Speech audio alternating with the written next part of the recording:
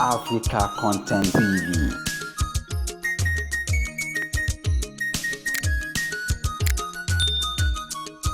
Balablu, Bulaba, Balablu, Bulaba, Balablu. Ó ti wáyé wá níṣẹ̀yí wípé o, ìlú Naija ti Balablu pátá.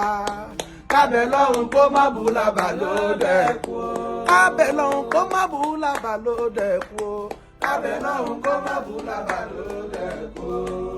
Torí kó ti Balablu, Naija ti Balablu, kò sépo Balablu, kò síná Balablu, ọ̀nà ọ̀dà Balablu, àròjẹ Balablu, kò sówó, àwọn èèyàn dẹ̀ ń kú, Buhari dẹ̀ lajú, ó dẹ̀ ní kí Tinubu má wọlé, kí ló dé?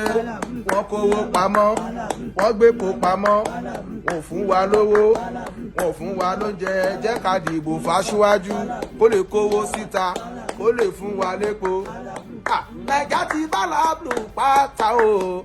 Kábẹ̀ lọ́hùn kó má Bulaba ló dẹ̀ kó ló dẹ̀.